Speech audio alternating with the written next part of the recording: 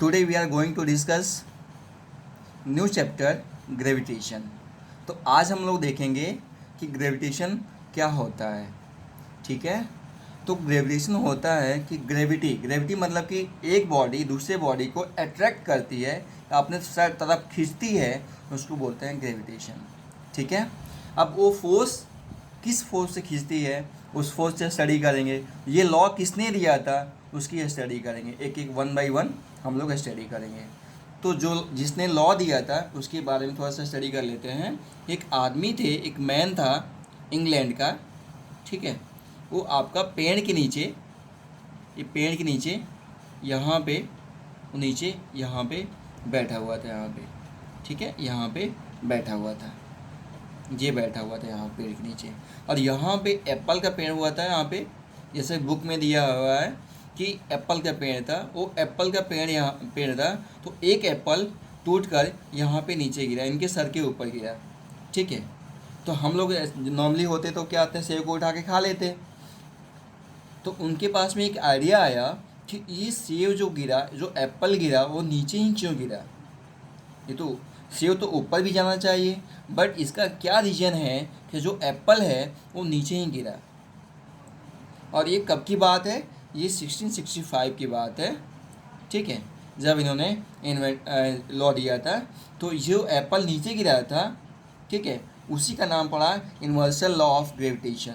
और इनका नाम है, जो केवल 22 ईयर्स के थे तभी इन्होंने लॉ दिया था gravitation, universal law of gravitation, और इनका नाम था सर आइजैक न्यूटन। ठीक है, ये था जिन्होंने बताया था कि जिस ग्रेविटेशन की वजह से कोई बॉडी अपने तरफ खींचता है, उसको जो लॉ दिया था उसको बोलते हैं सर आइजैक न्यूटन। ठीक है, कब दिया था, 1665 में। उस समय कितने साल के थे ये, 22 ईयर्स थे, ओनली 22 ईयर्स ओल्ड। ठीक है, कौन सा लॉ दिया था आपका, universal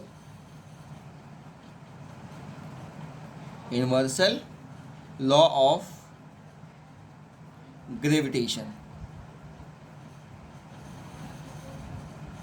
universal law of gravitation दिया था। ठीक है, इस लॉ में फर्स्ट आपका है, ठीक है, कि दो बॉडी, जैसे कि यहाँ पे एक बॉडी ये है जो अभी बताया था, एक बॉडी है, दूसरी बॉडी यहाँ पे ये है, इसको मैं कैपिटल एम बोल देता हूँ, यहाँ पे स्मॉल एम बोलता हूँ। तो ये फोर्स स्मॉल एम बॉडी पे लगाएगा। ठीक है, उतना ही फोर्स आपका स्मॉल एम कैपिटल एम के ऊपर लगाएगा। ठीक है, तो इसको मैं लिख सकता हूँ कि two object having mass attract each other, two objects having mass attract each other। ठीक है, दो बॉडी आपस में फोर्स लगा करके अट्रैक्ट कर रहे हैं एक दूसरे को। ठीक है, फर्स्ट पॉइंट हो गया।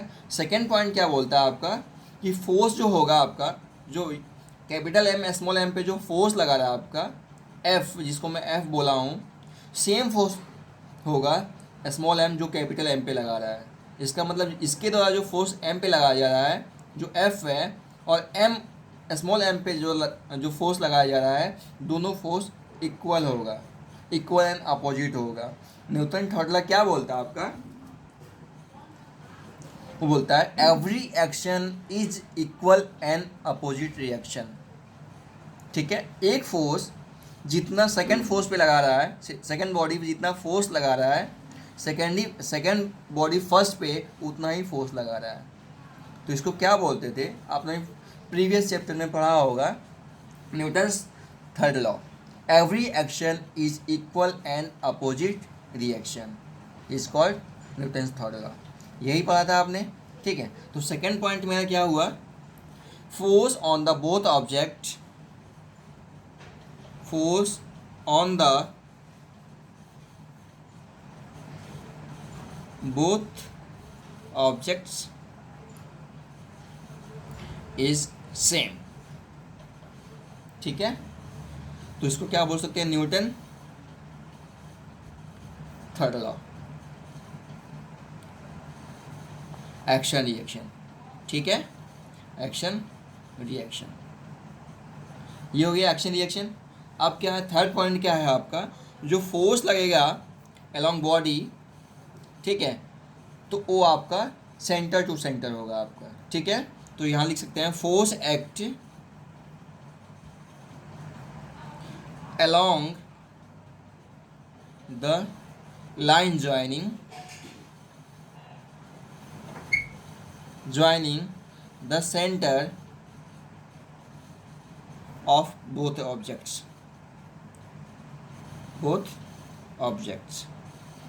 इसका मतलब क्या होता है कि अगर एक बॉडी ये है, ठीक है, दूसरी बॉडी आपका ये है जिसका कुछ ना कुछ सेंटर होगा, ये स्मॉल एम, ये कैपिटल एम, तो देखो यहाँ पे ये लाइन ज्वाइनिंग है आपका, सेंटर टू सेंटर आपका लाइन ज्वाइनिंग है, इसके अलोंग आपका फोर्स लगेगा, जो एफ जो लग रहा था इसके अलोंग लगेगा, ठीक है। तो ये हो गया आपका। अब देखो यहाँ पे जो मास दिया गया था आपका, जैसे मैं बता रहा हूँ यहाँ पे कि अगर एक बॉडी आपका एम है, मैंने यूनिवर्सल लॉ में ऑफ ग्रेविटेशन में क्या होता था, एक बॉडी दूसरे बॉडी को खींच रही है, देखो दो पेन है आपके पास, ठीक है, तो एक बॉडी है आपका, ये सेकंड बॉडी है आपका, एक दूसरे को फोर्स लगा रहे हैं। यूनिवर्सल लॉ ऑफ ग्रेविटेशन यही बोलता है ना कि यूनिवर्स में जो भी आपका ऑब्जेक्ट है वो कुछ ना कुछ मास, कुछ ना कुछ फोर्स से दूसरे बॉडी को अपने तरफ अट्रैक्ट कर रहा है। तो क्या ये आपके सामने पेन दूसरे पेन पे क्या फोर्स लगा रहा है क्या? जब लगा रहा है तो दोनों यहाँ पे क्लोज हो जाना चाहिए, बट ऐसा क्यों नहीं है, इसके पीछे रीजन क्या है आपका, ठीक है। तो देखो यहाँ पे जैसे इसका पेन है, जैसे मैं पेन यहाँ पे मान लेता हूँ, ये पेन है तो इसका मास यहाँ पे मैं बोल देता हूँ यहाँ पे 250 ग्राम है, ठीक है, और यहाँ पे ये दूसरा पेन है, यहाँ पे 300 ग्राम मान लेता हूँ नॉर्मली, ठीक है। अब दोनों के फोर्स में कुछ ना कुछ डिस्टेंस होगा आपका, ये डिस्टेंस कितना होगा, सपोज 1 मीटर, 1 मीटर मतलब 0.5 मीटर बोल दो आप लोग, ठीक है, ऐसा नहीं कि 0.5 ही क्यों लिया, ठीक है, एज्यूम किया हूँ मैं यहाँ पे, तो ये हो गया 0.5। अब देखो जो फोर्स लगा रहा है यहाँ पे, ये फोर्स क्या है, वेरी वेरी लेस है, वेरी वेरी लेस है, ठीक है। इसलिए आपका एक पेन दूसरे दूसरे पेन पे आपका फोर्स नहीं लगा पा रहा है, क्योंकि बहुत वीक है, ठीक है, जो ग्रेविटेशन फोर्स है ये बहुत वीक है। अब ये अप्लाई क्यों करते हैं, जब बहुत वीक है, अट्रैक्ट नहीं कर रहा है, तो इसका मतलब अप्लाई क्यों करते हैं, तो अप्लाई करते हैं वहाँ पे जहाँ पे मास ज़्यादा होता है। इट मीन्स मैं यहाँ पे एक सन लेता हूँ, यहाँ पे एक बड़ा सा सन, ये है आपका सन, इसको मैं सन बोल देता हूँ, ठीक है, इसका मास कैपिटल एम, और एक आपका अर्थ है, यहाँ पे अर्थ है, ठीक है, तो यहाँ पे स्मॉल एम यहाँ बोल देता हूँ, ये अर्थ है। अर्थ का मास तो बहुत ज़्यादा होता है, उससे मैनी टाइम्स आपका यहाँ पे सन का मास होता है, तो इसके मतलब कि और इसका कुछ ना कुछ डिस्टेंस भी होगा आपका, ठीक है। तो इस यहाँ पे यूनिवर्सल लॉ ऑफ ग्रेविटेशन लगेगा, क्योंकि ये एक दूसरे को बाइंड करके रख रहे हैं, ठीक है, अट्रैक्ट तो नहीं कर रहे हैं, क्लोज नहीं होगा, बट इसके बीच में कुछ ना कुछ फोर्स लग रहा है आपका, ठीक है। तो इसको बोलते हैं, यहाँ पे जो फोर्स होगा वो होगा वेरी वेरी लार्ज, ठीक है। इतना हो गया आपका कि ये यूनिवर्सल लॉ ऑफ ग्रेविटेशन, अगर सपोज करो कि दो पेन अगर यहाँ पे अट्रैक्ट होता है, तो इसका मतलब यूनिवर्स का सारा जो जितना भी मास आपका लाई करता है, जो भी आपका ऑब्जेक्ट है, सारा एक पर चिपक जाता है, तो स्फेरिकल फॉर्म में हो जाता है। बट ऐसा क्यों नहीं होता है, क्योंकि वहाँ पे दो ऑब्जेक्ट के बीच में जो फोर्स लगता है बहुत कम होता है। और ये लॉ कहाँ यूज होता है, जहाँ पे मास ज़्यादा होता है, ठीक है, जहाँ पे मास ज़्यादा होता है, जैसे सन हो गया, प्लैनेट हो गया, अर्थ हो गया, मून हो गया, वहाँ पे यूनिवर्सल लॉ अप्लाई करते हैं, ठीक है, वहाँ पे ग्रेविटेशनल फोर्स काम करता है आपका, ठीक है। अब आइए हम लोग आप लॉ पे चलते हैं कि लॉ क्या बोलता है, ठीक है।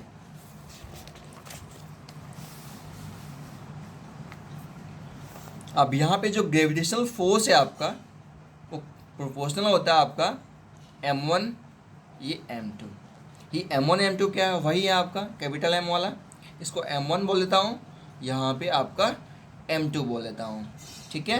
इसके बीच में कुछ ना कुछ डिस्टेंस होगा, इसको आर बोलता हूँ, ठीक है। तो फोर्स जो प्रोपोर्शनल होगा वो मास m1 वन बॉडी का और दूसरी बॉडी का प्रोपोर्शनल होगा, ठीक है। सेकेंड क्या बोलता है, force inversely proportional to 1/, distance का स्क्वायर, ठीक है। तो देखो जितना ज़्यादा मास होगा उतना ही ज़्यादा आपका ग्रेविटेशनल फोर्स होगा, जितना ज़्यादा डिस्टेंस होगा उतना कम आपका फोर्स होगा, जितना डिस्टेंस बढ़ाएंगे उतना ही फोर्स कम होगा, जितना मास बढ़ाएंगे उतना ज़्यादा फोर्स होगा। प्रोपोर्शनल मतलब कि अगर ये इंक्रीज हो रहा है तो ये भी इंक्रीज होगा आपका। और इन्वर्सली मतलब क्या होता है, इन्वर्सली प्रोपोर्शनल मतलब होता है कि जितना वैल्यू डिस्टेंस बढ़ाएंगे उतनी वैल्यू आपकी कम होगी। तो ये जितना इंक्रीज करेंगे उतनी आपकी यहाँ पे डिक्रीज होगी आपकी, ठीक है। तो अगर इन दोनों को कंबाइन कर देता हूँ तो F प्रोपोर्शनल m1 m2 और ये हो गया आपका r², ठीक है। ये हो गया ग्रेविटेशनल लॉ ऑफ फोर्स, ठीक है। अब यहाँ पे प्रोपोर्शनल है तो प्रोपोर्शनल को हटाते हैं तो कोई कांस्टेंट वैल्यू आती है, तो ये हो गया F equal to capital G m1 m2 upon r², ठीक है। अब यहाँ पे प्रोपोर्शनल हटाते हैं तो कांस्टेंट वैल्यू आती है G, इसको बोलते हैं ग्रेविटेशनल कांस्टेंट बोलते हैं, ठीक है। तो हम लोग यहाँ पे लिखेंगे, ठीक है, G फॉर ग्रेविटेशनल कांस्टेंट। और G की वैल्यू कितनी होती है, ये होती है आपका 6.67 इंटू 10⁻⁻11 न्यूटन मीटर स्क्वायर पर kg², ठीक है। ये हो गई G की वैल्यू जो ग्रेविटेशनल कांस्टेंट है। अब देखो यहाँ पे, अब क्या है कि बॉडी का ऐसा नहीं है कि जो फोर्स अगर यहाँ पे स्फेरिकल बॉडी होगा तभी उस पर फोर्स लगेगा, ग्रेविटेशनल फोर्स लगेगा, ऐसा नहीं ज़रूरी है। वो यूनिवर्स में कोई भी आपका किसी भी शेप का हो, किसी भी साइज़ का हो, उसके बीच में तो ये फोर्स लगना ही लगना है, ये मस्ट है, ठीक है। तो यहाँ पे लिखेंगे Newton's law of gravitation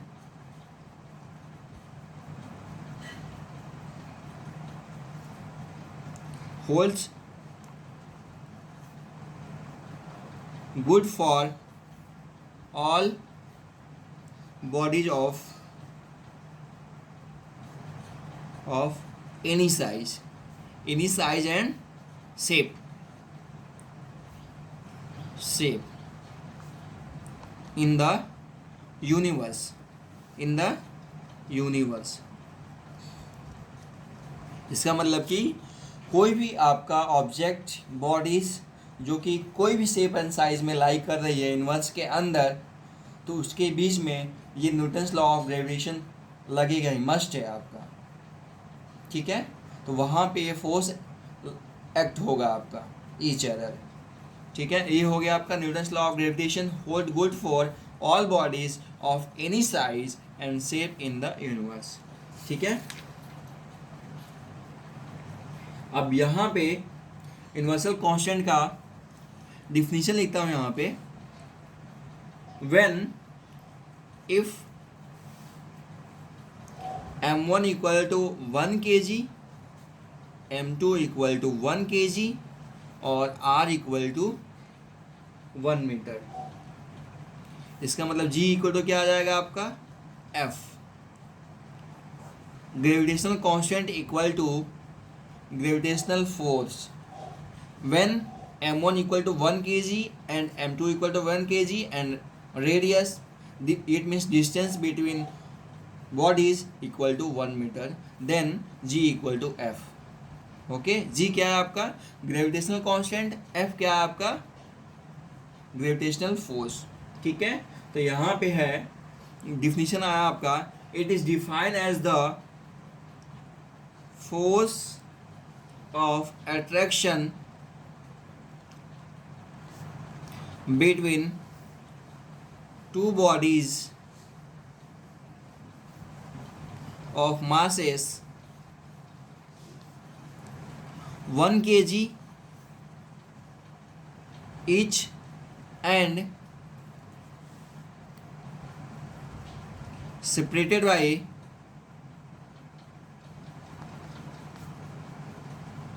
a distance